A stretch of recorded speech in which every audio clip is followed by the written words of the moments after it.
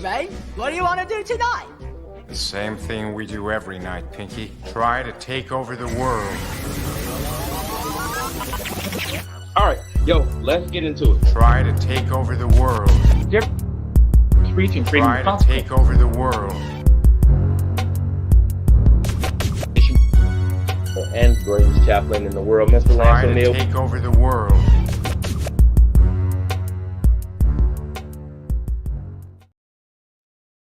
Boom! What up, world? It's your boys, the POGs, on a. The top people in the U.S. What Attorney's Office day is it? and was It is a exactly. Tuesday. Honestly, I think this And there case is something playing. Is that us? That is us. That is us, and we started early. So, everybody, it's 8:30. Everybody's live streams are kicking off. The debate day is finally here. This is like the political Super Bowl. You got Trump Harris version 1 in Philadelphia. This is like the Rocky Apollo Creed fight in Rocky 1. Everybody's excited. Everybody's ready to go. Chappie, what up? You ready for this, man? I am, but I'm. It's interesting you say Rocky though, because I don't know if we're gonna. I don't know under what circumstances we're gonna have, debate 2, 3, and 4. I don't think we will. Yeah, I think it's because you go through what are the 4 scenarios? Trump wins in a blowout. Trump barely wins. Harris barely wins. Harris wins in a blowout. Those are the 4, right?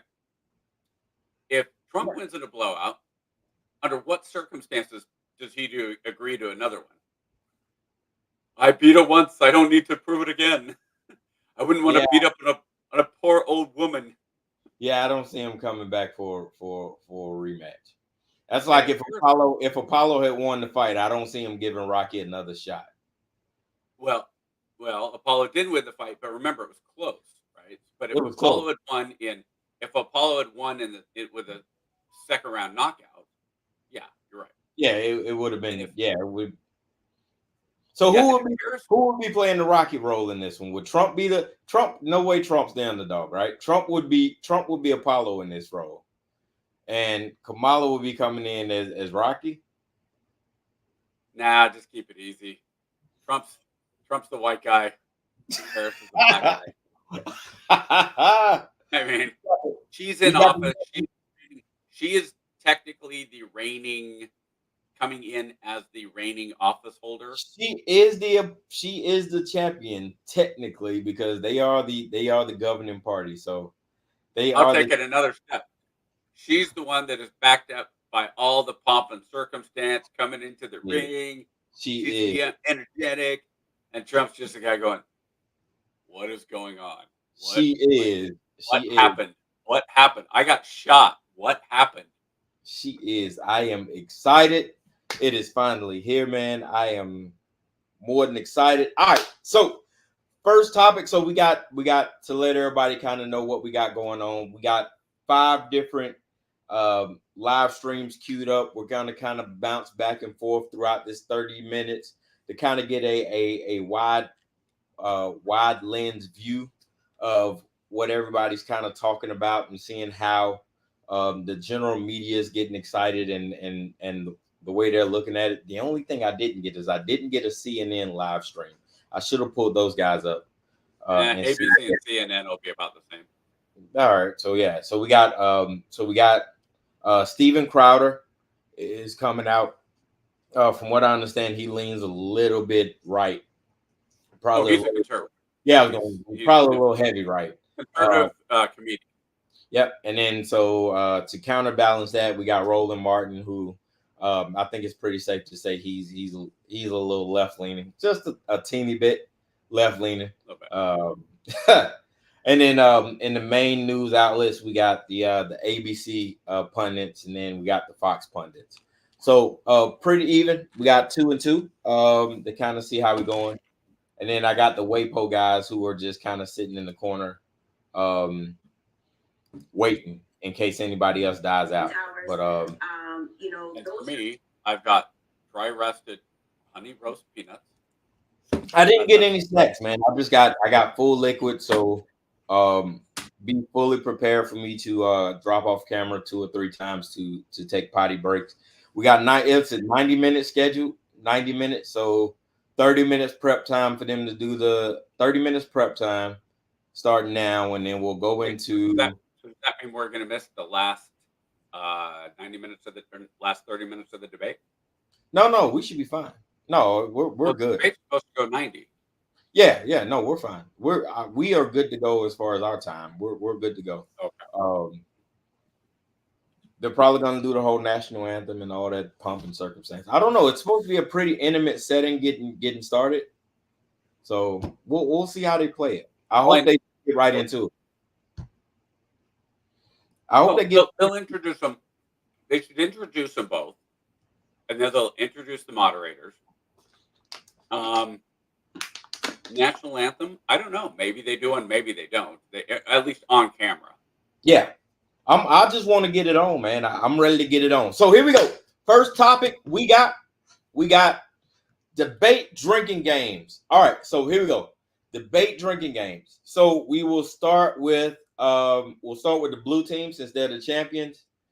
What is going to be our debate drinking games for the blue team for Kamala? Neither one of us are alcohol consumers, so we will be drinking. My beverage of choice will be coming from the PepsiCo company. So I'll be drinking Dr. Pepper and Mountain Dew with a little bit of H2O to keep myself hydrated. You've all seen it? The fancy cup. I've just got diet soda with flavor syrup in it. Indeed. All right. So what we got for the blue team drinking game? Well, so I could see it going one of two ways. Every time she says, "Since I've been in office," I think that would be one. Since we've been in office. Okay, since I've been in office. And then every time she refers to Trump as a criminal or on trial. Criminal/trial. Felon. Which would be, again, I think for the uninformed, that would be smart for her to do. Okay. Every time she praises Joe Biden. I don't think she's gonna do that often, but that's interesting. All right, praise Biden. I think she has to. So I saw something today that said Gavin Newsom thinks Harris should distance herself from Biden, which is funny because all you've heard for the past 3 months is how awesome Biden is for stepping down, and he should be on the Mount Rush. He should be the next face on Mount Rushmore. No, I think that's a good strategy because she's got to start separating herself. She's got to start establishing who she is. Like, remember we talked about that poll Sunday and that 30%. I think this debate is she just released her policy, her full agenda on her website like 2 or 3 days ago. So I think this debate is a great opportunity for her to contrast herself from Biden and say, hey, look, I had a great run as the VP, no disrespect to Joe, but this is how my administration will continue, will push the ball forward. And I think that's a smart strategy. It'll show her taking charge. It'll show her, showing leadership, and then it'll also allow her to kind of separate herself from Biden a little bit. But all right, so we got praising Biden. Anytime she mentions Trump's a criminal or the trial, and since I've been in office or policy, right? Well, she's gonna talk policy either way. Yeah, she's gonna talk policy though. So here we go. All right, red team drinking games. What's your top 3? How come I have to make these all up? No, I got you. We're gonna go together. He is going to. He won't. Almost the anti-drinking game. If he's smart, he stays away from the personal attacks. He won't. The question is, can he help himself? 90 minutes, Trump. He'll stay 30 minutes, maybe. All right, so Trump's drinking game. Where does Trump go off the rails at? Where does Trump go off? Her Indian mom. Her being Indian. You think so? Yeah, at some point. Okay, so we'll say race. Racial. Yeah. Well, we'll say race, gender. Race, gender, or heritage. Huh? Her specific race. Yep. Meaning she's ducking her black heritage. Oh, she's become black. You weren't black before. Yep. So that's right. So we'll go race, gender, or heritage, right? So I'll give him 30 minutes. Then that's about his limit, man. 30 minutes and then he gets unhinged. Then you do the easy one for Trump, where you would actually die of alcohol poisoning. Is every time he says wrong. He won't do that. No. No, he'll say wrong or that's a lie. Yeah, wrong or that's a lie. Wrong or that's a lie. He did it against Biden because part of it. Okay. Here's the thing: he doesn't have to even say it just against Harris. You know, the moderators are going to ask him questions where he's going to be like, "That's not accurate. That's Okay. wrong." All right. Third one. The greatest ever. Oh, hyperbole. Yes, greatest. Yep. Nobody in history. Yep. So we'll say hyperbole. Anytime he goes into hyperbole, we drink. Yeah. I think with Harris one more. Every time she tries to be folksy. You think she tries to be folksy? Really? Well, I grew up in a house where we weren't handed everything on a silver plate. I know what it's like to grow up as a poor black child in Southern Alabama. I like that one. Even though she was solidly middle class and both of her parents were academics, and she's never gone a day without food in her life, which good for her. That's not. I mean, I'm glad her parents provided for her. All right. So now we need a fourth one for the red team. So we got race, gender, heritage. Comparing his. Well, we could go one of two ways. We could either go his handling of the economy when he was there, or his handling of COVID. I think he stays away from COVID. I think COVID will poke too many holes. I think COVID he'll blame Fauci. He'll blame Fauci if anybody comes up, because that's a question I think the moderators ask, and they say, if you could go back, knowing what we know now, how would you have? What would you have done differently in your time in office during COVID? Right. That's actually a good argument. That's a good question, because to me, that's a question that says, are you willing to learn? Are you willing to admit your mistakes? And they'll also do that. The question they do every time: what was your biggest mistake from your presidency or whatever? So they'll tie it to that. But I could see something like comparing prices. Let's do that. Comparing prices and the economy versus now. Prices. So like the economy. Yeah, whether it's gas prices have gone up, groceries have gone up, and again, strategy. So blue team number 5 is going to be my favorite buzzword, Project 2025. Okay. I don't think that's going to come up much. I think that's fallen off the table. I think she tries to nail him to the wall. You have to. Okay. I'm going to give you one that I don't think will come up either, but because I don't think 2025 will come up. Willie Brown. All right, cool. And that's a chug. If he brings up Willie Brown, you know what? That's a chug. So 2025 is a chug, and Willie Brown is a chug. Willie Brown. So we'll start it. So that'll be bet. I like it. Dude, all right. If Trump brings up Willie Brown, dude, I'm voting for him twice. Listen, man. So here we go. Last minute surprises. Are you expecting any last minute surprises? In the debate or before we actually have the election? In the debate.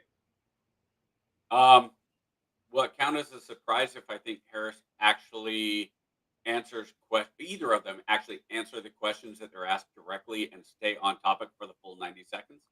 That is an absolute surprise.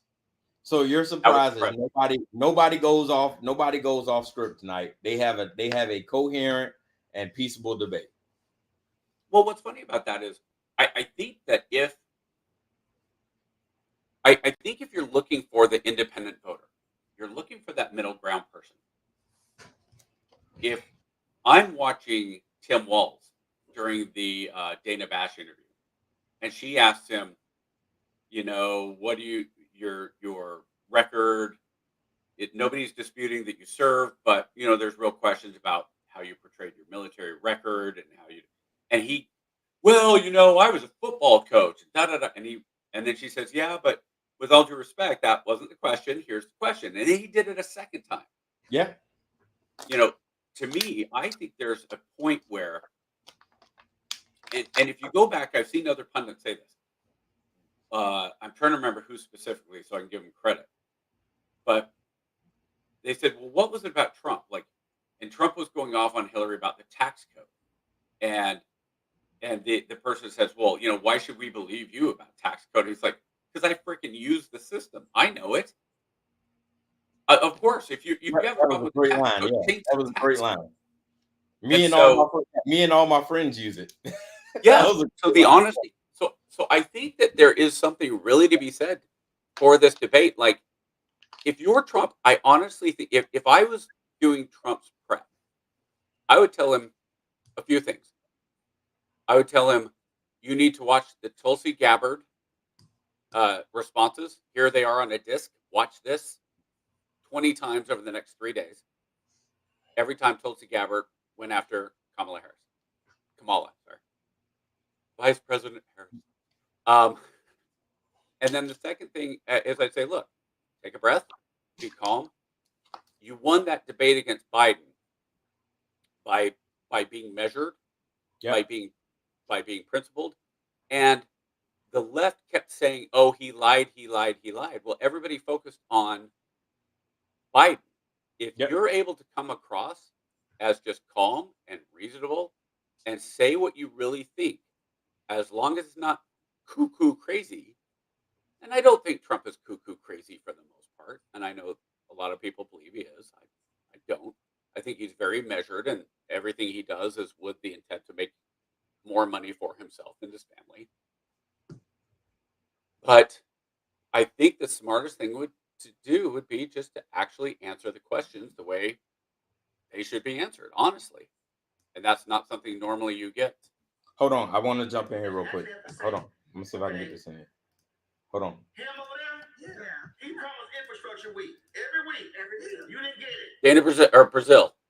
Bill sits Eisenhower. Oh, no. That dude over there promised. So apparently, they're not allowed to bring in any pre-written notes. Let me take our logo off. So, This city. Yeah, that's normal. Which is cool. Because normally you're able to bring your talking points. No, normally they're not. What they do is they come out, and the first thing they do is they pick up their pen and they start scribbling, even while they're being introduced. So that's the first thing I saw.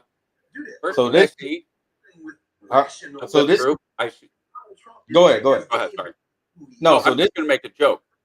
Yeah, so that's my guy, Dr. Greg Carr. He's like the lead professor at Howard for African American Studies.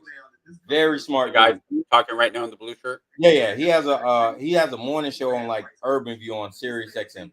Very, very smart guy. Very smart guy. Really good dude. Just when you had the whole group, I thought of the Blues Brothers, like, where are the white women at? Oh wait, no, that was Blazing. No, that's Blazing Saddles. Blazing Saddles, because he said, if the Blues Brothers is how much for the little girl, Blazing Saddles is where are the white women at?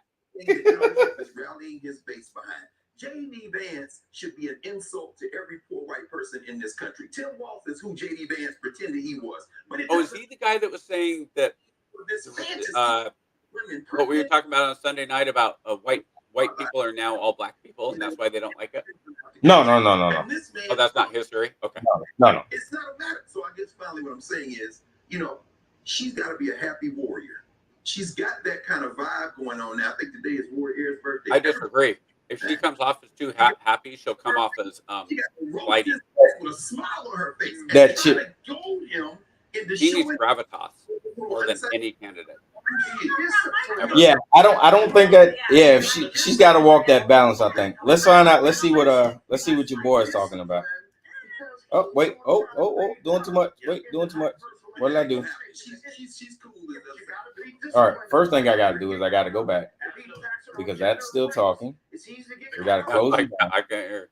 Yeah, I know, right? All right, so here we go. That's what I would do. I mean, that's If I were being locked up, Let's see what we're talking about. I've been transgender this whole time, and they would say you were on the show making all these transphobic comments. I would say it was a cry for help, and none of you helped me. I would throw every single one of you under the bus, and I would say that's all this time I was crying out for help. This is who I am. I'm a woman, and so I get to screw in prison, and then I get out 8 years later, get on a cycle, I get to screw when I get out of prison. Well, if I'm paying for transgender with my tax money, I want to say what that thing looks like at the end. Yes. So that would triple, 33 Bs. Yes. Well, they're clearly not talking about the debate right now. Yeah, we don't come back to that. Yeah, we don't come back I want in. to see where that skin goes. Sounds like a Oh, they're sentence. talking policy. Yeah. I sentence you to green eyes, double D's, Yeah. and act like a. Whoa. Yeah, we gonna come back and see what they talking about later. All right, everybody. Wait, who was that? She was pretty. Hmm? ABC News putting the looks out front, as you should. I missed her. Let's see what they got going on. Welcome back. If you're just joining us, I'm Martha Raddatz. We're live from Philadelphia in the National Constitution Center. The sign of tonight's debate now about 10 minutes away.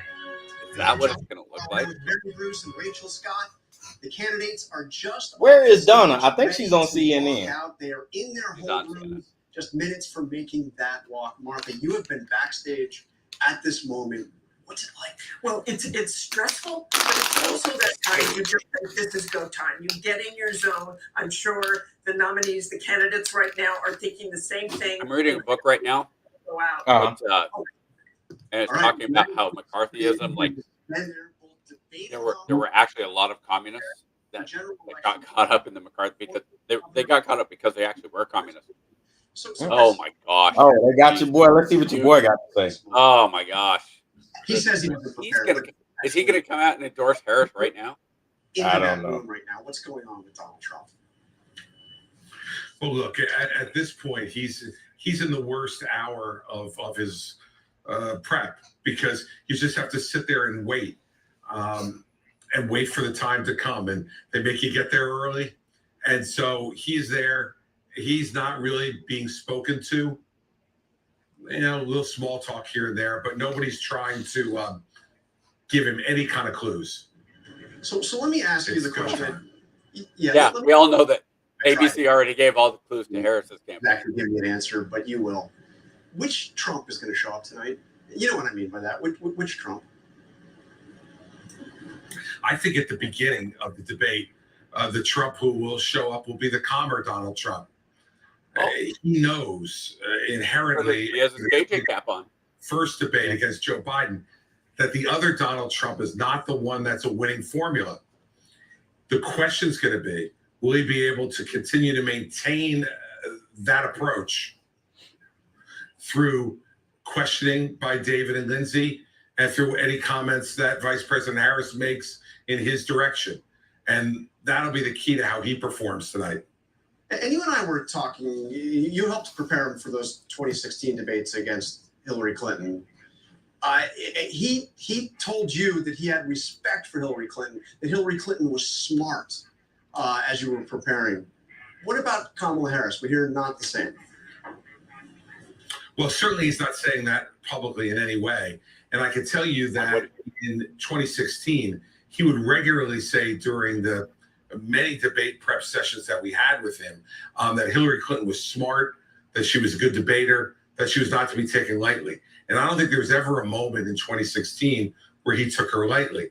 I do think he took Joe Biden lightly in 2020. And clearly during the prep sessions that I had with him, it was very, very difficult to get him to focus on what Joe Biden might or might not do in that first debate. And I think his performance in part reflected that. So the question's going to be, is what he's saying publicly what he Do you really remember any of the Biden-Trump that debates? with Donald Trump? That's I don't know. performance. But I will tell you that in his 2016 prep, he was serious about getting ready for Hillary Clinton. In his 2020 debate prep, he was completely unserious about getting ready for Joe Biden. I think performances in both those debates reflected that approach. All right, Chris Christie. Let's you'll go be over watching to us. let's go over to Fox we and see what they got have going about on. 6 minutes left before the debate, Let's see so what they let's got bring in going on. Donna Brazil from That way. DNC. They Oh, brought my Donna. girl in. The They brought my girl in. Hold to on. both of you, and Donna, let's start with you. You have said The most that unbiased journalist in journalism. Sure, but Donna she Brazil. also has to own the past. So how does she do this? It's quite easy. Because I do believe that in talking about the future, you draw from your past. You draw from your past experiences. She draws from how she was raised. What has been instilled in her as a unburdened by what Look, could be. stay on her feet, still in her resolve. And tonight she should talk to the American people. Sit in their living rooms. Go to their kitchen Why table not talking and to say, American look, people? I have some ideas that I want to share with you. There's so much that we have done together over the last 4 years. But here's what I think If he does that, she loses. Because Taylor sounds be like positive in her she's approach a and condescending still person remind the every American time. people that we don't want to If go he back does to that, the he loses. confusion, the disaster that made, of course, the American people go out in droves. What was in what was 2020 to the fire young lady former that did president, that after said, the "I wanna State be of a the president Union that leads address all and got Americans. crushed for I it? want to keep us strong and secure." Oh, somebody from like Alabama or something. That I want to share with you tonight. In your house from I of course Alabama. meant Biden. She has to own up to the Biden administration's any mistakes they made too, and Donald Trump is going to go after her on that. You know, Martha, they made mistakes. Donald Trump and Mr. Pence made mistakes. But you know what? If we focus on our mistakes, we won't focus on all of the good things that we could do together as Americans. I do believe there's something to say about people who are Do not listen to now Trump. able to work. The people who can buy their insulin without paying over $1,000, $35. There's so much good that she can talk about from the visits that she's made to small towns across this country, large cities across the country. Bring us together, the American people. All those visits to small towns have certainly done things for Another this era. country. And Ryan, What? I want your thoughts on, you've also prepped. That's why she's my favorite, because she's just so ridiculous. She's high Let's level. go ahead and jump over. I'm going to jump over and see what the boys over in Fox are talking Oh, about. and Reince Priebus isn't much better for the Republican side. I don't think they got anything going on yet. I think they just kind of hanging out. Fox says, you know what? We'll just catch him later. All right. Well, he's the guy talking Reince Priebus right there is the former head of the GOP. Huh? Oh, Risen? Yeah. He said the honeymoon, I think, is over for Kamala Harris, and you all kind of touched on it with Donna. Kamala Harris has to answer for the state of the economy that she took a role in the Biden administration, the border, her past positions on decriminalizing the border, decriminalizing certain drugs, what her role was in the question is, are they even going to ask? The spotlight is on Kamala Harris tonight because I think they're going to bring she it. played a role in the They Biden have to. administration. She wants to act like she's not an It's incumbent. but So it is that's ABC. where the focus is going to be. And she's got a lot to answer for Nick tonight. Tapper is certainly not a moderator. Focus will be and where it actually should be tonight. Well, one of the things he wants to do is that us? have the female voters look at him. Does he attract female voters after saying things about Kamala Harris? We'll see how he pronounces You that. just ask if Trump likes attractive female voters. That she's dumb as a rock. That's not really going to attract female voters, is it? Yeah, you can't do that. Yeah, no, it won't. But I also He think said that no, it just won't. like he did in the first debate against Joe Biden, I think the formula here is to But there's a balance, right? constantly tie Kamala You Harris can't attack her because that'll turn off female voters. Yeah. But you can hold her accountable and make her seem like she's an unserious person. And You then can do that. The question is, how do you do it? let her Yeah, explain he can attack her. herself, He just past can't. positions, He current just got to positions. do it in How a does she nuanced feel way. about Like it? you can't. Yeah. All he's got to do is say, feel about when the border? you were Turn vice it over president, and when let her you were talk. given the task of Hey, controlling the thanks so border, much for joining us tonight, Donna and Ryan. if you have all these, here's a killer line for Trump. Just At some point, this should be Trump's soundbite. such an extraordinary If you moment. could do all these great things for America, That these why two- didn't you take him to Joe Biden in the last 3.5 years? And if you did, why didn't he listen to you? And Harris said, if you got something to say it to my face. The question tonight, does Donald Trump actually go there? He's questioned her racial identity. He's questioned her intelligence as well, or does he see issues? The woman on the left looks like what's her face from In this race, it will be interesting Law to and see. Order. Make clear to certain choice Special voters. Victims Where does she Unit. land her punches? She can punch Yeah. hard. Olivia from Special Victims Yeah, Unit. yeah, he does a little bit. Yeah. But first and foremost, When where does he they first did that, I was like, is the that first time? We yeah, didn't like right there, that shot? when I That did that looks a debate, lot like her. stand right to see that tonight, but the first time side to side together. Here we And go. I have my doubts that we're going to see that handshake, but what we are going to see is a spirited debate and perhaps the most consequential general If election. I'm debate Trump, when they because walk out, I almost go over and certainly stick the my last hand one. out. So with the And state so high, You try to be the first one. Make her make the choice. Yeah, the If entire she doesn't shake, she looks and petty. everything. We're going to be And if fact- you're the first one to put your hand out, it's you look all like you're trying to right here, be the debate peacekeeper. Now, just 10 I think if you're smart, you're the first one to walk over to the other one with your hand out. Yeah. As soon as it over. So they said they're going to be live fact checking. So here we go. Are you ready? You know, live fact checking to me though, like define fact checking. Facts according to who? We're living in 1984. We've got the Historic race for president. Hold on. I think we got a little bit of it. His last debate, Donald Trump now up against a new opponent. Can you hear it? Separated by the smallest of margins, essentially. Yeah, I'd go a little bit louder though. Battlegrounds, including right here in Pennsylvania. I got to find out where it's. There was an echo. I got to find out where it is. Oh, is there an echo? Yeah. It was got echoing. I got. So if you need to switch to Fox or whatever, you could. Kamala Harris. Yeah. Let me see. I'm not hearing an echo though. You're not hearing one of yours? Face to face, historic. I wonder if I can do it on this The end. ABC News presidential debate. Here now, David Muir and Lindsay Davis. Good evening, I'm David Muir. Oh, Thank it's you Muir, for it's not Tapper. ABC News presidential debate. We want to welcome viewers watching on ABC and around the world tonight. Vice President Kamala Harris and President Donald Trump are just moments away from How's that volume? in this unprecedented race for president. Better. And Lindsay Davis, tonight's meeting could be the Yeah, the most fact checking that it's 1984.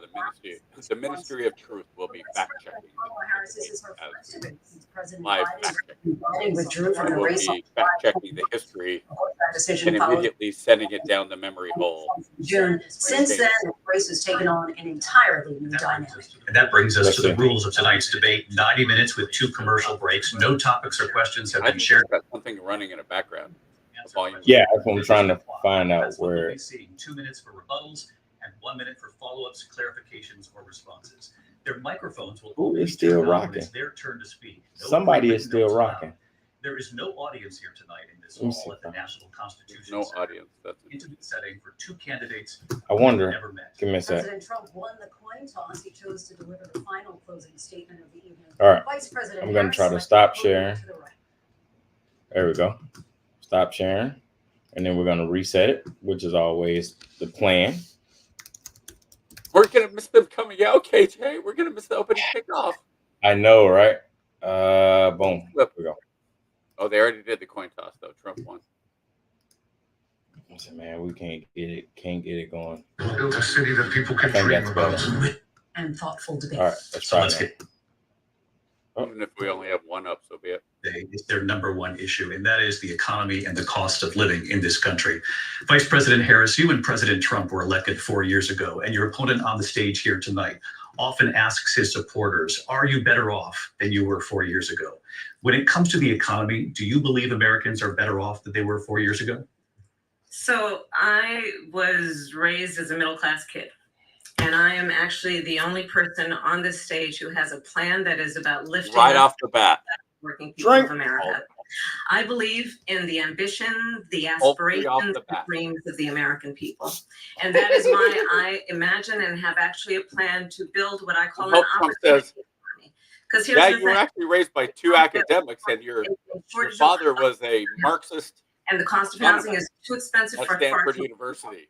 We know that So young maybe the families economy is going exactly the way you think raise it their should be. children, and I intend on extending a tax cut for those families of $6,000, which is the largest child tax credit that we His have given first in a long response is going time. to be, so that oh, so you're those going to do the tax cuts I already did. Buy a crib, buy a car seat, buy clothes for their children. My passion, one of them, is small businesses. My mother raised my sister and me, but there was a woman who helped raise us. We call her our second mother. She was a small Wow. business owner. I love our Three. small businesses. My plan is to give a $50,000 tax deduction to startup small businesses, knowing they are part of the backbone of America's economy. Oh, My opponent, on And the other every hand, other person in America is going, where is this 50,000 which is to coming provide from? a And tax where's cut for billionaires This and should be big a layup for corporations, Trump. which will result So in you're going to $5 take billion money from to the America's deficit. hardworking My taxpayers. and give it to opponent other has a people plan just that I call to the Trump try it. sales tax, which would be a 20% I want to start a company. Give me on 50,000 to everyday start goods a that you company. rely on to get Watch, through the month. it's weird. I lost Economists have $50,000 said almost that immediately Trump sales tax would actually because I paid result myself middle-class $49,500. families in about $4,000 more a year because of his policies and his ideas about what should be the backs of middle-class people No. paying for tax cuts for billionaires. President Trump, I'll give you 2 minutes. First of all, I have no sales tax. That's an incorrect statement. She knows that. We're doing tariffs on other countries. Other countries are going to finally, after 75 years, pay us back for all that we've done for the world. And the tariff will be substantial in some cases. I took in billions and billions of dollars, as you know, from China. In fact, they never took the tariff off because it was so much money they can't. Well, They that's would true. totally That's not destroy okay. everything that they've set out to do. Not the They've biggest taken tariff billions ever. of dollars from China and other places. They've left the tariffs on. When I had it, I had tariffs, and yet I had no inflation. Look, we've had a terrible economy because inflation has, which is really known as a country buster. It breaks up countries. We have inflation like very few people have ever seen before, probably the worst in our nation's history. We were at 21%, but that's being generous because many things are 50, 60, 70, and 80% higher than they were just a few years ago. This has been a disaster for people, for the middle class, but for every class.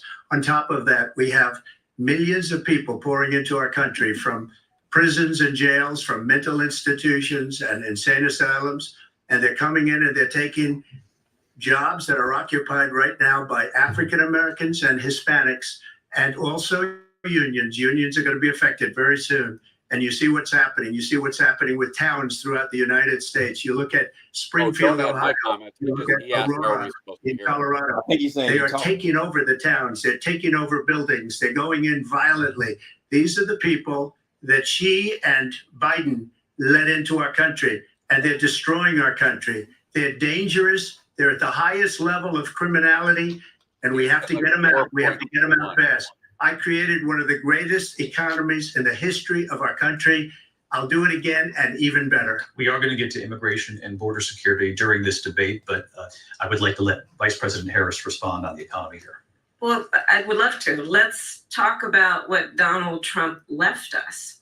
Donald Trump left us the worst unemployment since the Great Depression. Donald Trump left us the worst health epidemic in a century. Donald Trump left us the worst attack on our democracy since the Civil War. And what we have done is clean up Donald Trump's mess. What we have done and what I intend to do is build on what we know are the aspirations and the hopes of the American people. But I'm going to tell you all in this debate tonight, you're going to hear from the same old tired playbook, a bunch of lies, grievances, and name calling. What you're going to hear tonight is a detailed and dangerous plan called Project 2025 that the former president intends on implementing if he's elected again. I believe very strongly that the American people want a president who understands the importance of bringing us together, knowing we have so much more in common than what separates us. And I pledge to you to be a president for all Americans. President Trump will give you a minute here to respond. Number one, I have nothing to do, as you know, and as she knows better than anyone, I have nothing to do with Project 2025. That's out there. I haven't read it. I don't want to read it purposely. I'm not going to read it. This was a group of people that got together. They came up with some ideas, I guess some good, some bad, but it makes no difference. I have nothing to do. Everybody knows I'm an open book. Everybody knows what I'm going to do. Cut taxes very substantially and create a great economy like I did before. We had the greatest economy. We got hit with a pandemic. And the pandemic was not since 1917, where 100 million people died, has there been anything like it. We did a phenomenal job with the pandemic.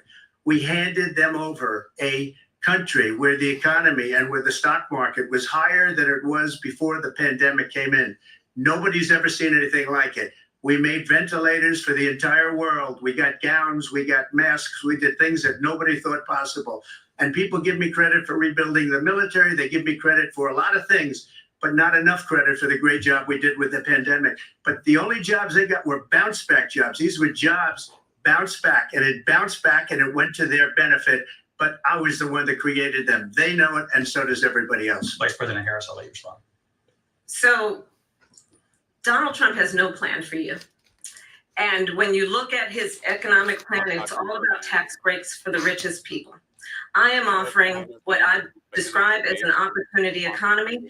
And the best economists in our country, if not the world, have reviewed our relative plans for the future of America. What Goldman Sachs has said is that Donald Trump's plan would make the economy worse. Mine would strengthen the economy. What the Wharton School has said is Donald they said the same thing in would 2016. actually explode the deficit. Said that everything I would do would make the economy go up. His economic plan as something that would increase inflation and by the middle of next year would invite a recession. You just have to look at where we are and where we stand on the issues. And I'd invite you to know that Donald Trump actually has no plan for you because he is more interested in defending himself than he is in looking out for you. It's just a soundbite. I gave her that to say. Look, I went to the Wharton School of Finance, and many of those professors, the top professors, think my plan is a brilliant plan. It's a great plan. It's a plan that's going to bring up our worth, our value as a country. It's going to make people want to be able to go and work and create jobs and create a lot of good, solid money for our country. And just to finish off, she doesn't have a plan. She copied Biden's plan, and it's like 4 sentences, like run, spot, run. 4 sentences that are just, we'll try to lower taxes. She doesn't have a plan. Take a look at her plan. She doesn't have a plan. Mr. President, I do want to drill down on something you both brought up. The Vice President brought up your tariffs. You responded, and let's drill down on this because your plan is what she calls is essentially a national sales tax. Your proposal calls for tariffs, as you pointed out here, on foreign imports across the board. You recently said that you might double your plan, imposing tariffs up to 20% on goods coming into this country. As you know, many economists say that with tariffs at that level, costs are then passed on to the consumer. Vice President Harris has argued it'll mean higher prices on gas, food, clothing, medication, arguing it costs the typical family nearly $4,000 a year. Do you believe Americans can afford higher prices because of tariffs? They're not going to have higher prices. What's going to have and who's going to have higher prices is China and all of the countries that have been ripping us off for years. I was the only president ever.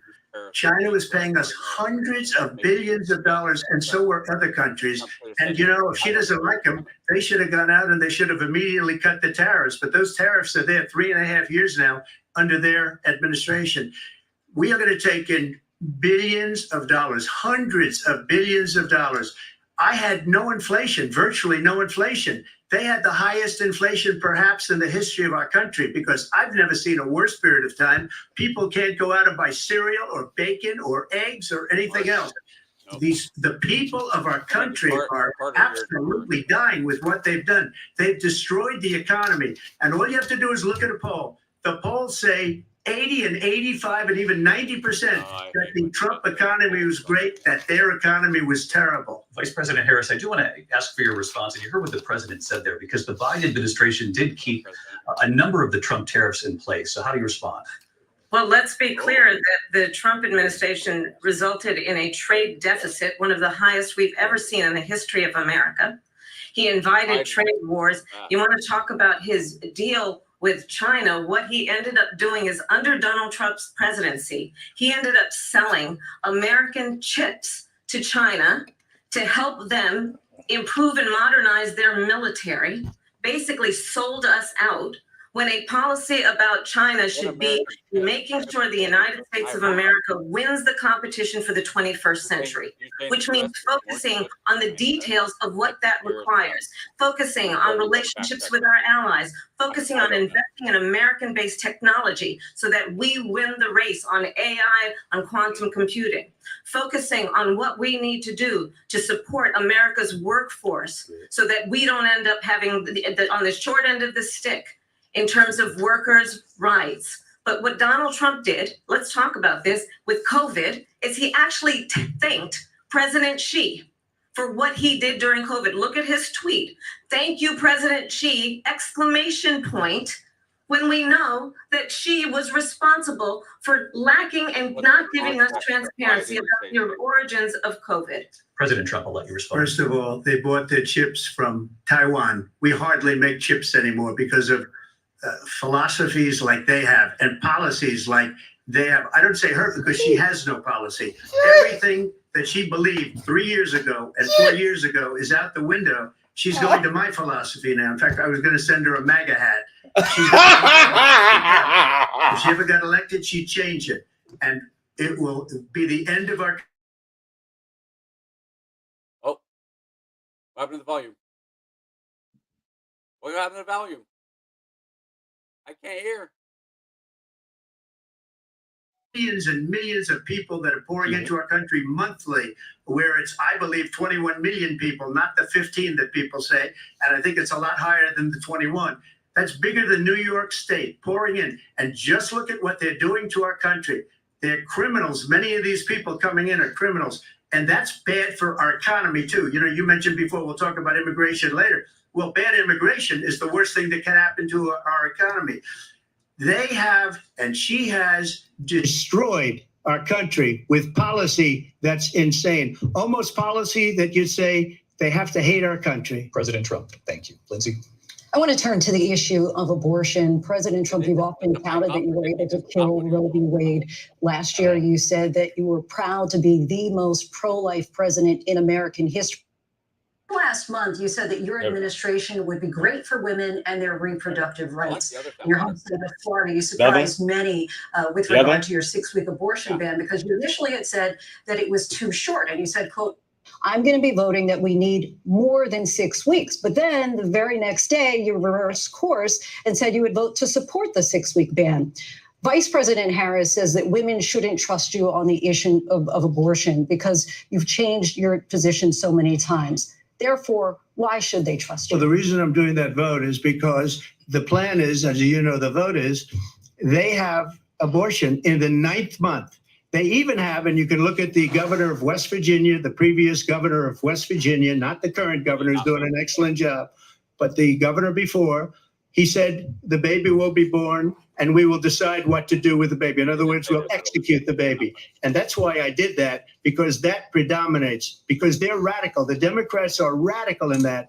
And her vice presidential pick, which I think was a horrible pick, by the way, for our country, because he is really out of it. But her vice presidential pick says abortion in the 9th month is absolutely fine. He also says execution after birth. It's execution, no longer abortion, because the baby is born, is okay. And that's not okay with me, hence the vote. But what I did is something for 52 years. They've been trying to get Roe v. Wade into the states. And through the genius and heart and strength of 6 Supreme Court justices, we were able to do that. Now, I believe in the exceptions for rape, incest, and life of the mother. I believe strongly in it. Ronald Reagan did also. 85% of Republicans do exceptions. Very important. But we were able to get it, and now states are voting on it. And for the first time, you're going to see, look, this is an issue that's torn our country apart for 52 years. Every legal scholar, every Democrat, every Republican, liberal, conservative, they all wanted this issue to be brought back to the states where the people could vote. And that's what happened. Now, Ohio, the vote was somewhat liberal. Kansas, the vote was somewhat liberal, much more liberal than people would have thought. But each individual state is voting. It's the vote of the people now. It's not tied up in the federal government. I did a great service in doing it. It took courage to do it. And the Supreme Court had great courage in doing it. And I give tremendous credit to those 6 justices. There is no state in this country where it is legal to kill a baby after it's born. Madam Vice President, I want to get your response to President Trump. Well, as I said, you're going to hear a bunch of lies, and that's not actually a surprising fact. Let's understand how we got here. Donald Trump hand-selected 3 members of the United States Supreme Court with the intention that they would undo the protections of Roe v. Wade. And they did exactly as he intended. And now in over 20 states, there are Trump abortion bans, which make it criminal for a doctor or nurse to provide health care. In one state, it provides prison for life. Trump abortion bans that make no exception even for rape and incest, which understand what that means. A survivor of a crime of violation to their body does not have the right to make a decision about what happens to their body next. That is immoral. And one does not have to abandon their faith or deeply held beliefs to agree. The government, and Donald Trump certainly, should not be telling a woman what to do with her body. I have talked with women around our country. You want to talk about this is what people wanted? Pregnant women who want to carry a pregnancy to term, suffering from a miscarriage, being denied care in an emergency room because the healthcare providers are afraid they might go to jail, and she's bleeding out in a car in the parking lot. She didn't want that. Her husband didn't want that. A 12 or 13-year-old survivor of incest being forced to carry a pregnancy to term. They don't want that. And I pledge to you, when Congress passes a bill to put back in place the protections of Roe v. Wade, as President of the United States, I will proudly sign it into law. But understand, if Donald Trump were to be reelected, he will sign a national abortion ban. Understand, in his Project 2025, there would be a national abortion, a monitor that would be monitoring your pregnancies, your miscarriages. I think the American people believe that certain freedoms, in particular the freedom to make decisions about one's own body, should not be made by the government. Thank you, Vice President Harris. Well, there she goes again. It's a lie. I'm not signing a ban, and there's no reason to sign a ban because we've gotten what everybody wanted. Democrats, Republicans, and everybody else, and every legal scholar wanted it to be brought back into the states, and the states are voting. And it may take a little time, but for 52 years, this issue has torn our country apart, and they've wanted it back in the states. And I did something that nobody thought was possible. The states are now voting. What she says is an absolute lie. And as far as the abortion ban, no, I'm not in favor of abortion ban, but it doesn't matter because this issue has now been taken over by the states. Would you veto a national abortion ban if it came Well, I to your won't desk? have to because, again, two things. Number one, she said she'll go back to Congress. She'll never get the vote. It's impossible for her to get the vote, especially now with the 50-50, essentially 50-50 in both Senate and the House. She's not going to get the vote. She can't get the vote. She won't even come close to it. So it's just talk. You know what it reminds me of when they said they're going to get student loans terminated, and it ended up being a total catastrophe. The student loans, and then her, I think probably her boss, if you call him a boss, he spends all his time on the beach. But look, her boss went out and said, we'll do it again. We'll do it a different way. And he went out, got rejected again by the Supreme Court. So all these students got taunted with this whole thing about this whole idea and how unfair that would have been. Part of the reason they lost to the millions and millions of people that had to pay off their student loans. They didn't get it for free, but they were saying it's the same way that they talked about that they talk about abortion. But if I could just get a yes or no, because the running mate, J.D. Vance, has said that you would veto it if it did come to your desk. Well, I didn't discuss it with J.D. In all fairness, J.D., and I don't mind if he has a certain view, but I think he was speaking for me, but I really didn't. Look, we don't have to discuss it because she'd never be able to get it, just like she couldn't get student loans. They couldn't get student loans. They didn't even come close to getting student loans. They taunted young people and a lot of other people that had loans. They can never get this approved. So it doesn't matter what she says about going to Congress. Well, wonderful. Let's go to Congress, do it. But the fact is that for years, they wanted to get it out of Congress and out of the federal government. And we did something that everybody said couldn't be done. And now you have a vote of the people on abortion. Vice President Harris, I want to give you your time to respond, but I do want to ask, would you support any restrictions on a woman's right to an abortion? I absolutely support reinstating the protections of Roe v. Wade. And as you rightly mentioned, nowhere in America is a woman carrying a pregnancy to term and asking for an abortion. That is not happening. It's insulting to the women of America. And understand what has been happening under Donald Trump's abortion ban. Couples who pray and dream of having a family are being denied IVF treatments. What is happening in our country? Working people, working women who are working one or two jobs, who can barely afford childcare as it is have to travel to another state to get on a plane sitting next to strangers to go and get the health care she needs. Abortion. Barely can afford to do what you are putting her through is unconscionable. And the people of America have not, the majority of Americans believe in a woman's right to make decisions about her own body. And that is why in every state where this issue has been on the ballot, in red and blue states both, the people of America have voted for freedom. Vice President Harris, Excuse me, I thank have you. to respond. Another lie. It's another lie. I have been a leader on IVF, which is fertilization. The IVF, I have been a leader. In fact, when they got a very negative decision on IVF from the Alabama courts, I saw the people of Alabama and the legislature 2 days later voted it in. I've been a leader on it. They know that, and everybody else knows it. I have been a leader on fertilization, IVF. And the other thing, you should ask, will she allow abortion in the 8th month, 9th month, 7th month? Come on. Okay, would you do that? Why don't you ask her that Why question? don't you That's answer the the problem. question with your Because under veto? Roe v. Answer the Wade, question you with your could veto. you could do She's lost it. abortions in the 7th month, the 8th month, the 9th That's month, not true. and probably after birth. Just look at the former governor of Virginia. The governor of Virginia said we put the baby aside and then we determine what we want to do with the baby. President Trump, thank you. We're going to turn now to immigration and border security. We know it's an issue that's important to Republicans, Democrats, voters across the board in this country. Vice President Harris, you were tasked by President Biden with getting to the root causes of migration from Central America. We know that illegal border crossings reached a record high in the Biden administration.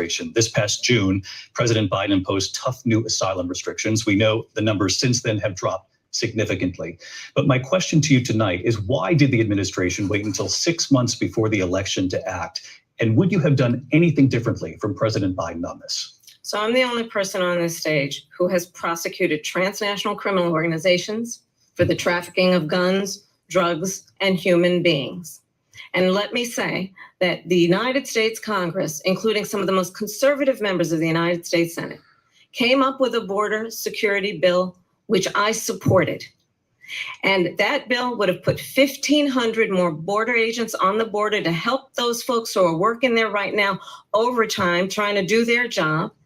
It would have allowed us to stem the flow of fentanyl coming into the United States. I know there are so many families watching tonight who have been personally affected by the surge of fentanyl in our country. That bill would have put more resources to allow us to prosecute transnational criminal organizations for trafficking in guns, drugs, and human beings. But you know what happened to that bill? Donald Trump got on the phone, called up some folks in Congress and said, kill the bill. And you know why? Because he preferred to run on a problem instead of fixing a problem. And understand, this comes at a time where the people of our country actually need a leader who engages in solutions, who actually addresses the problems at hand. But what we have in the former president is someone who would prefer to run on a problem instead of fixing a problem. And I'll tell you something, he's going to talk about immigration a lot tonight, even when it's not the subject that is being raised. And I'm going to actually do something really unusual, and I'm going to invite you to attend one of Donald Trump's rallies, because it's a really interesting thing to watch. You will see during the course of his rallies, he talks about fictional characters like Hannibal Lecter. He will talk about windmills cause cancer. And what you will also notice is that people start leaving his rallies early out of exhaustion and boredom. And I will tell you, the one thing you will not hear him talk about is you. You will not hear him talk about your needs, your dreams, and your desires. And I'll tell you, I believe you deserve a president who actually puts you first. And I pledge to you that I will. Vice President Harris, thank you. President Trump, on that point, I want to get your response. Well, I would like to respond. Let me just ask, though, why did you try to kill that bill, and successfully so? That would have put thousands of additional agents and officers on the border. First, let me respond as to the Please. rallies. She said people start leaving. People don't go to her rallies. There's no reason to go. And the people that do go, she's bussing them in and paying them to be there, and then showing them in a different light. So she can't talk about that. People don't leave my rallies. We have the biggest rallies, the most incredible rallies in the history of politics. That's because people want to take their country back. Our country is being lost. We're a failing nation. And it happened 3.5 years ago. And what's going on here, you're going to end up in World War III, just to go into another subject. What they have done to our country by allowing these millions and millions of people to come into our country, and look at what's happening to the towns all over the United States. And a lot of towns don't want to talk. It's not going to be Aurora or Springfield. A lot of towns don't want to talk about it because they're so embarrassed by it. In Springfield, they're eating the dogs, the people that came in. They're eating the cats. They're eating the pets of the people that live there. And this is what's happening in our country. And it's a shame. As far as rallies are concerned, as far as the reason they go is they like what I say. They want to bring our country back. They want to make America great again. It's a very simple phrase, make America great again. She's destroying this country. And if she becomes president, this country doesn't have a chance of success. Not only success, we'll end up being Venezuela on steroids. I just want to clarify here. You bring up Springfield, Ohio, and ABC News did reach out to the city manager there. He told us there have been no credible reports of specific claims of pets being harmed, injured, or abused by individuals within the immigrant community. Well, I've seen people on television. Let me just say here, this is the people on television say my dog was taken and used for food. So maybe he said that, and maybe that's a good thing to say for a city manager. I'm not taking this from television. But the people on television saying their dog was eaten by the people that went there. Again, the Springfield city manager says there's no evidence of that. Vice President Harris, I'll let you respond to the rest of what you've heard. You talk about extreme. This is, I think, one of the reasons why in this election, I actually have the endorsement of 200 Republicans who have formerly worked with President Bush, Mitt Romney, and John McCain, including the endorsement of former Vice President Dick Cheney and Congress member Liz Cheney. And if you want to really know the inside track on who the former president is, if he didn't make it clear already, just ask people who have worked with him. His former chief of staff, a 4-star general, has said he has contempt for the Constitution of the United States. His former national security advisor has said he is dangerous and unfit. His former Secretary of Defense has said the nation, the Republic, would never survive another Trump term. And when we listen to this kind of rhetoric, when the issues that affect the American people are not being addressed, I think the choice is clear in this election. President Trump, I'll give you a quick minute to respond here. Thank you, because when I hear that, see, I'm a different kind of a person. I fired most of those people. Not so graciously. They did bad things or a bad job. I fired them. They never fired one person. They didn't fire anybody having to do with Afghanistan and the Taliban and the 13 people who's were just killed, viciously and violently killed. And I got to know the parents and the family.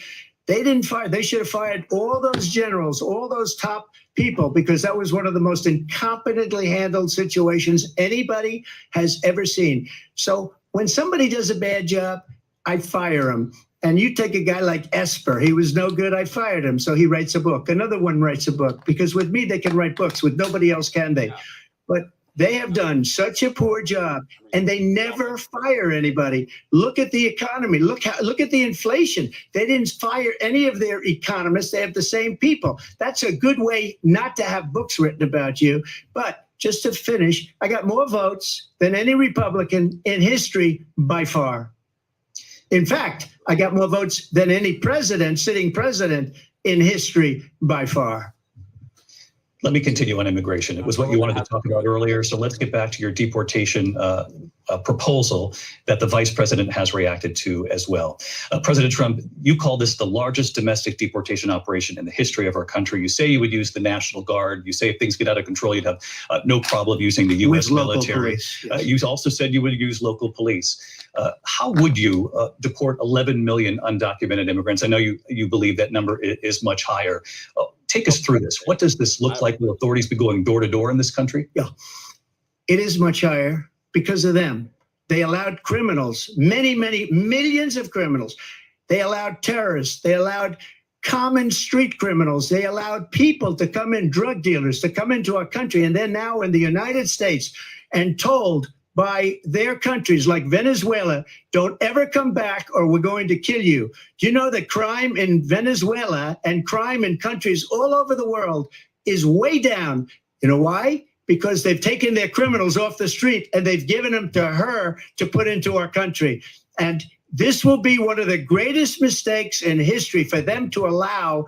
And I think they probably did it because they think they're going to get votes, but it's not worth it because they're destroying the fabric of our country by what they've done. There's never been anything done like this at all. They've destroyed the fabric of our country. Millions of people let in, and all over the world, crime is down all over the world except here. Crime here is up and through the roof. Despite their fraudulent statements that they made, crime in this country is through the roof. And we have a new form of crime. It's called migrant crime. And it's happening at levels that nobody thought possible. President Trump, as you know, the FBI says overall violent crime is actually coming down in this country. But excuse me, the FBI they were defrauding statements.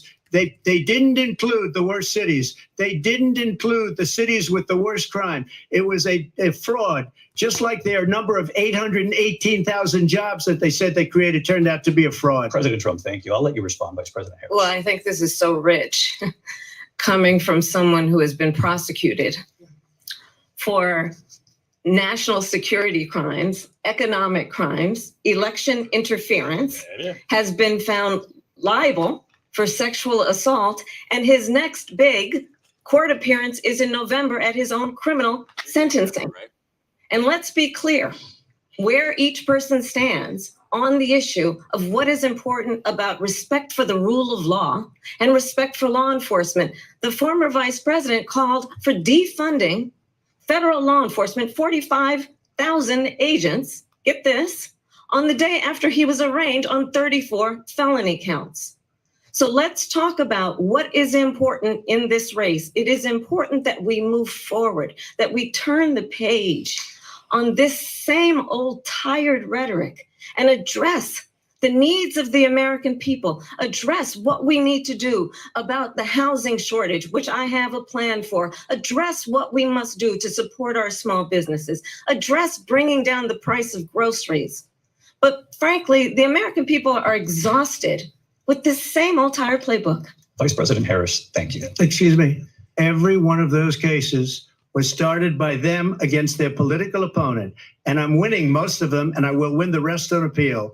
And you saw that with the decision that came down just recently from the Supreme Court.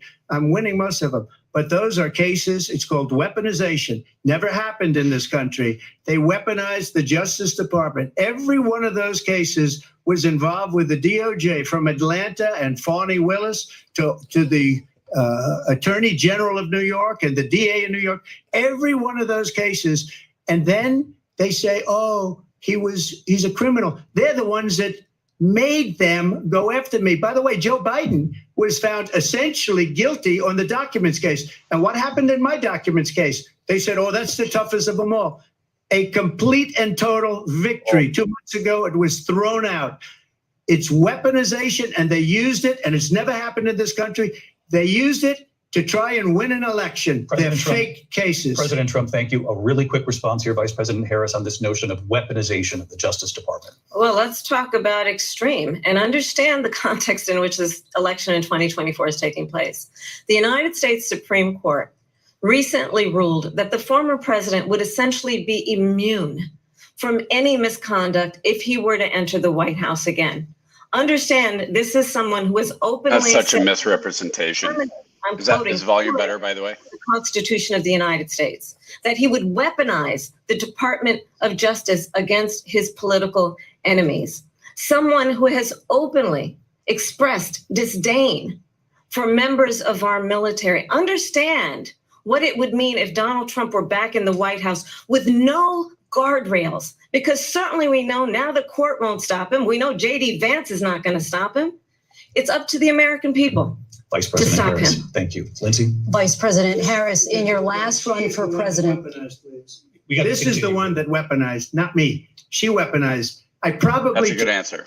To the head because of the things that they say about me. They talk about democracy. I'm a threat to democracy. They're the threat to democracy with a fake Russia investigation we do have a lot that to get, went nowhere. We have a lot to get to. Lindsay? Vice President Harris, in your last run for president, you said you wanted to ban fracking. Yeah, he's starting to get a little upset. You wanted mandatory government buyback programs. So is she. Now your campaign says you don't. You supported decriminalizing border crossings. Now you're taking a harder line. I know you say that your values have not changed. So then why have so many of your policies? They are asking. So my values have not changed, and I'm going to discuss at least every point that you've made. But in particular, let's talk about fracking because we're here in Pennsylvania. I made that very clear in 2020. I will not ban fracking. I have not banned fracking as Vice President of the United States. And in fact, I will vote on the Inflation Reduction Act, which opened new leases for fracking. My position is that we have got to invest in diverse sources of energy so we reduce our reliance on foreign oil. We have had the largest increase in domestic oil production in history because of an approach that recognizes that we cannot over-rely on foreign oil. As it relates to my values, let me tell you, I grew up a middle-class kid raised by a hardworking mother who worked and saved and was able to buy our first home when I was a teenager. The values I bring to the importance of home ownership, knowing not everybody got handed $400 million on a silver platter and then filed bankruptcy 6 times, is a value that I bring to my work to say we are going to $400 million. Private sector and home builders to increase 3 million homes, increase by 3 million homes by the end of my first term. My work that is related to having a friend when I was in high school who was sexually assaulted by her stepfather. And my focus then on protecting women and children from violent crime is based on a value that is deeply grounded in the importance of standing up for those who are most vulnerable. My work that is about protecting Social Security and Medicare is based on longstanding work that I have done, protecting seniors from scams. My values have not changed. And what is important is that there is a president who actually brings values and a perspective that is about lifting people up and not beating people down. And name Isn't this calling. what we had the campaign in 2008? Is the leader who actually We already understands had the hope and the change. strength is not in beating people down, it's in lifting people up. I intend to be that president. President Trump, your Well, first of response? all, I wasn't given $400 million. I wish I was. My father was a Brooklyn builder, Brooklyn, Queens, and a great father, and I learned a lot from him. But I was given a fraction of that, a tiny fraction, and I built it into many, many billions of dollars, many, many billions. And when people see it, they are even surprised. So we don't have to talk about that. Millions, Fracking, maybe, but she's not been against billions. it for 12 years. No, it was with real estate. Yeah, the way that New York She's market Not with B, She with the gave M, all that not with stuff B. up. No, with Very with the P. wrongly, very Millions, horribly, not with and billions. everybody's He laughing said at billions. it, okay? No, because no, it's with a B because you're talking about Manhattan real estate that he purchased low in the. At no She point was in big time on in his life defund the has he police. been worth In Minnesota, she went billions out- of wait a minute, dollars. I'm talking now. He's Billions. worth billions You don't mind, right please. now. Does that sound 'Cause familiar? yes, Truth Social, dude. Go look She at the went Truth Social valuation. She went out Truth so in Minnesota and wanted to let criminals that killed people, that burned down Minneapolis, she went out and raised money to get them out of jail. She did things that nobody would ever think of. Now she wants to do transgender operations on illegal aliens that are in prison. This is a radical left liberal that would do this. She wants to confiscate your guns, and she will never allow fracking in Pennsylvania. If she won the election, fracking in Pennsylvania will end on day one. Just to finish, one thing so important in my opinion. So I got the oil business going like nobody has ever done before.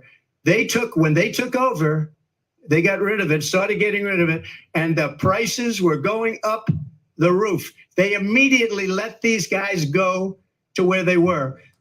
I would have been 5 times, 4 times, 5 times higher because you're talking about 3.5 years ago. They got it up to where I was because they had no choice, because the prices of energy were quadrupling and doubling. You saw what happened to gasoline. So they said, let's go back to Trump. But if she won the election, the day after that election, they'll go back to destroying our country, and oil will be dead. Fossil fuel will be dead. We'll go back That to is windmills, and we'll insane. go back to solar, where they need a whole desert to get some That energy is to come out of it. insane. You ever see a solar plant? By the way, I'm a big fan of solar, but they take 400, President 500 acres of desert President soil. Trump, we have a These lot are of not good issues that things we for the have to get environment, to. as We're she out of time. understands. Thank you. Lindsay, thank you. We have an election in just 56 days. And I want to talk about the peaceful transfer of power, which, of course, we all know is a cornerstone of our democracy, and the role of a president in a moment of crisis. Mr. President, on January 6th, you told your supporters to march to the Capitol. You said you would be right there with them. The country and the world saw what played out at the Capitol that day, the officers coming under attack. Aides in the West Wing say you watched it unfold on television off the Oval Office. You did send out tweets, but it was more than 2 hours before you sent out that video message telling your supporters to go home. Is there anything you regret about what you did on that day? You just said a thing that isn't covered. Peacefully and patriotically, I said during my speech, not later on. Peacefully and patriotically. And nobody on the other side was killed. Ashley Babbitt was shot by an out-of-control police officer that should have never, ever shot her. It's a disgrace. But we didn't do this group of people that have been treated so badly. I ask, what about all the people that are pouring into our country and killing people that she allowed to pour in? She was the border czar. Remember that. She was the border czar. She doesn't want to be called the border czar because she's embarrassed by the border. In fact, she said at the beginning, oh, I'm surprised you're not talking about the border yet. That's because she knows what a bad job they've done. What about those people? When are they going to be prosecuted? When are these people from countries all over the world, not just South America? They're coming in from all over the world, David, all over the world. And crime rates are down all over the world because of it. But let me just when are those, David, when are those people going to be prosecuted? When are the people that burned down Minneapolis going to be prosecuted? Or in Seattle? They went into Seattle. They took over a big percentage of the city of Seattle. When are those people going to be prosecuted? Percentage, but Let me just ask You might ask her that question. You were the president. You were watching it unfold on television. It's a very simple question as we move forward toward another election. Is there anything you regret about what you did on that day? Yes or no? I had nothing to do with that other than they asked me to make a speech. I showed up for a speech. I said, I think it's going to be big. I went to Nancy Pelosi and the mayor of Washington, D.C., and the mayor put it back in writing, as you know. I said, this is going to be a very big rally or whatever you want to call it. And again, it wasn't done by me. It was done by others. I said, I'd like to give you 10,000 National Guard or soldiers. They rejected me. Nancy Pelosi rejected me. It was actually just true. 2 weeks ago. Her daughter has a tape of her saying, Esper even said we're not calling up the National Guard in his I book. want to get rid of that tape. It would have never happened if Nancy Pelosi and the mayor of Washington did their jobs. I wasn't responsible for security. Nancy Pelosi was responsible. She didn't do her job. The question was about you as president, not about former Speaker Pelosi, but I do want Vice President Harris to respond here. I was at the Capitol on January 6th. I was the vice president-elect. I was also an acting senator. I was there. And on that day, the president of the United States invited a violent mob to attack our nation's capital, to desecrate our nation's capital. On that day, 140 law enforcement officers were injured, and some died. And understand, not because of that. Indicted and impeached for exactly that reason. But this is not an isolated situation. Let's remember Charlottesville, where there was a mob. Oh, she's going to step in the line. Here she goes. She's dropping on the landmine. Anti-Semitic hate. And what did the president then at the time say? There were fine people on each side. Let's remember that when it came to the Proud Boys, a militia. Boy, it would be really nice if the moderators fact check that right there.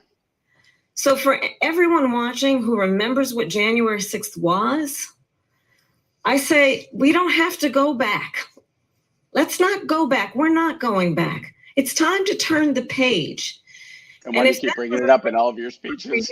There is a place in our campaign for you to stand for country, to stand for our democracy, to stand for rule of law, and to end the chaos, and to end the approach that is about attacking the foundations of our democracy because you don't like the outcome. And be clear on that point. Donald Trump, the candidate, has said in this election there will be a bloodbath.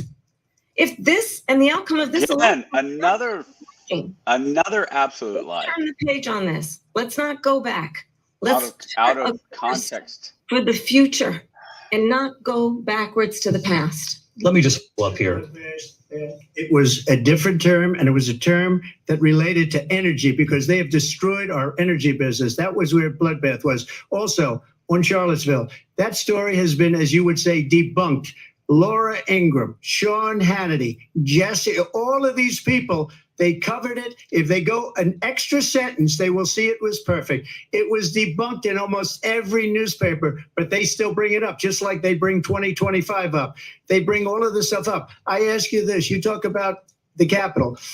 Why are we allowing these millions of people to come through on the southern border? How come she's not doing anything? And I'll tell you what I would do, and I would be very proud to do it. I would say we would both leave this debate right now. I'd like to see her go down to Washington, D.C. during this debate because we're wasting a lot of time. Go down to, because she's been so bad, it's so ridiculous. Go down to Washington and let her sign a bill to close up the border because they have the right to do it. They don't need bills. They have the right to do it. The president of the United States, you'll get him out of bed. You'll wake him up at 4 o'clock in the afternoon. Right. You'll say, come on down to the office. Let's sign a bill. If he signs a bill that the border is closed, all he has to do is say it to the Border Patrol, who are phenomenal. It's actually absolutely right. Mr. Those President, people are killing many people, unlike J6. We talked immigration here tonight. I do want to focus on this next issue to both of you because it really brings us this into focus, truth in these times that we're living in. Mr. President, for 3.5 years after you lost the 2020 election, you repeatedly falsely claimed that you won, many times saying you won in a landslide. In the past couple of weeks leading up to this debate, you have said you lost by a whisker, that you, quote, didn't quite make it, that you came up a little bit short. Are you now acknowledging that you lost in 2020? No, I said that sarcastically. You know that. It was said, oh, we lost by a whisker. That was said sarcastically. Look, there's so much proof. All you have to do is look at it. And they should have sent it back to the legislatures for approval. I got almost 75 million votes, the most votes any sitting president has ever gotten. I was told if I got 63, which was what I got in 2016, you can't be beaten. The election, people should never be thinking about an election as fraudulent. We need two things. We need walls, and we have to have it. We have to have borders, and we have to have good elections. Our elections are bad. And a lot of these illegal immigrants coming in, they're trying to get them to vote. They can't even speak English. They don't even know what country they're in practically. And these people are trying to get them to vote. And that's why they're allowing them to come into our country. I did watch all of these pieces of video. I didn't detect the sarcasm, lost by a whisker. We didn't quite make it. And we should just point out here as clarification, and you know this, you and your allies, 60 cases in front of many judges, many of them No judge looked at it and said they said we didn't have standing. That's the other thing. They said we didn't have standing, a technicality. Can you imagine a system where a person in an election doesn't have standing? The president of the United States doesn't have standing. That's how we lost. If you look at the facts, and I'd love to have you'll do a special on it. I'll show you Georgia, and I'll show you Wisconsin, and I'll show you Pennsylvania, and I'll show you. That's smart to challenge ABC directly to do that. Because we have to solve the problem that we have right now. That's old news. And the problem that we have right now is we have a nation in decline, and they have put it into decline. We have a nation that is dying, David. Mr. President, thank you. Vice President Harris, you heard the president there tonight. He said he didn't say that he lost by a whisker. So he still believes he did not lose the election that was won by President Biden and yourself. But I do want to ask you about something that's come up in the last couple of days. This was a post from President Trump about this upcoming election just weeks away. He said, when I win, those people who cheated, and then he lists donors, voters, election officials, he says will be prosecuted to the fullest extent of the law, which will include long-term prison sentences. One of your campaign's top lawyers responded saying, we won't let Donald Trump intimidate us. We won't let him suppress the vote. Is that what you believe he's trying to do here? Donald Trump was fired by 81 million people. So let's be clear about that. And clearly he is having a very difficult time processing that. But we cannot afford to have a president of the United States who attempts, as he did in the past, to upend the will of the voters in a free and fair election. And I'm going to tell you that I have traveled the world as vice president of the United States, and world leaders are laughing at Donald Trump. I have talked with military leaders, some of whom worked with you, and they say you're a disgrace.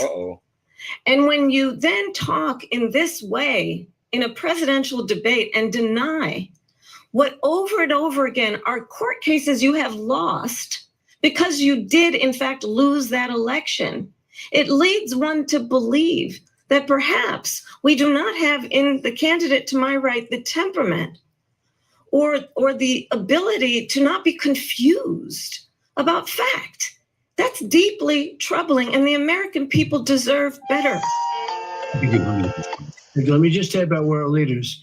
Viktor Orban, one of the most respected men, they call him a strong man. He's a tough person, smart. Prime Minister of Hungary. They said, why is the whole world blowing up? 3 years ago, it wasn't. Why is it blowing up? He said, because you need Trump back as president. They were afraid of him. China was afraid, and I don't like to use the word afraid, but I'm just quoting him. China was afraid of him. North Korea was afraid of him. Look at what's going on with North Korea, by the way. He said Russia was afraid of him. I ended the Nord Stream 2 pipeline, and Biden put it back on day one, but he ended the XL pipeline. The XL pipeline in our country, he ended that, but he let the Russians build a pipeline going all over Europe and heading into Germany, the biggest pipeline in the world. Look, Viktor Orban said it. He said the most respected, most feared person is Donald Trump. We had no problems when Trump was president, but when this weak, pathetic man that you saw at a debate just a few months ago, that if he weren't in that debate, he'd be running instead of her. She got no votes. He got 14 million votes. What you did, you talk about a threat to democracy. He got 14 million votes and they threw him out of office. And you know what? I'll give you a little secret. He hates her. He can't stand her. He got 0 votes. And once she was because she failed. And now she's running. I don't understand it, but I'm okay with it. Just can't help himself. I think he's going to do very well. We've got a lot more. That's going to be a soundbite, though. Hamas war and the hostages were still being held, Americans among them. Vice President Harris, in December, you said, quote, Israel has a right to defend itself. Added, it matters how, saying international humanitarian law must be respected. Israel must do more to protect innocent civilians. You said that 9 months ago. Now an estimated 40,000 Palestinians are dead. Nearly 100 hostages This remain. should be a layup for Trump. Last week, Prime Minister Benjamin Netanyahu said there's not a deal in the making. President Biden has not been able to break through the stalemate. How would you do it? Well, let's understand how we got here. On October 7, Hamas, a terrorist organization, slaughtered 1,200 Israelis. We don't need the backstory. Many of them Here comes the butt. Yeah, we don't need the backstory. Women Just were get to horribly raped. And so absolutely, I said then, I say now, Israel has a right to defend itself. We would. And how it does so matters. Because it is also true, far too many innocent Palestinians have been killed. Children, mothers. What we know is that this war must end. It must end immediately. And the way it will end is we need a ceasefire deal and we need the hostages out. And so we will continue to work around the clock on that. Work around the clock on understanding that we must start, of course, for a two-state solution. And in that solution, there must be security for the Israeli people and Israel and in equal measure for the Palestinians. But the one thing I will assure you always, I will always give Israel the ability to defend itself, in particular as it relates to Iran. Israel wants your Iran and approval its to defend itself. But we must have a two-state solution where we can rebuild Gaza, where the Palestinians have security, self-determination, and the dignity they so rightly deserve. President Trump, how would you negotiate with Netanyahu and also Hamas in order to get the hostages out and prevent the killing of more innocent civilians in Gaza? If I were president, it would have never started. If I were president, Russia would have never, ever, I know Putin very well, he would have never, and there was no threat of it either, by the way, for 4 years, have gone into Ukraine and killed millions of people when you add it up, far worse than people understand what's going on over there. But when she mentions about Israel, all of a sudden, she hates Israel. She wouldn't even meet with Netanyahu when he went to Congress to make a very important speech. She refused to be there because she was at a sorority party of hers. She wanted to go to the sorority party. She hates Israel. If she's president, I believe that Israel will not exist within 2 years from now. And I've been pretty good at predictions, and I hope I'm wrong about that one. She hates Israel. I hope I'm wrong, though. See, you left the door open. She hates the Arab population because the whole place is going to get blown up. See? Arabs, See what I Jewish told you? people, Israel. See what I Israel told will you? be gone. It would have never happened. Iran was broke under Donald Trump. Now Iran has $300 billion because they took off all the sanctions that I had. Iran had no money for Hamas or Hezbollah or any of the 28 different spheres of terror. He's They are right, spheres of terror. but how he's saying it. They had no money. It was a big story, and you know it. You covered it very well, actually. They had no money for terror. They were broke. Now they're a rich nation, and now what they're doing is they're spreading that money around. Look at what's happening with the Houthis and Yemen. Look at what's going on in the Middle East. This would have never happened. I will get that settled and fast, and I'll get the war with Ukraine and Russia ended. If I'm president-elect, I'll get it done before even becoming president. Vice President Harris, he says you hate Israel. That's absolutely not true. I have my entire career and life supported Israel and the Israeli people. He knows that. Trying to, again, divide and distract from the reality, which is it is very well known that Donald Trump is weak and wrong on national security and foreign policy. It is well known that he admires dictators, wants to be a dictator on day one, according to himself.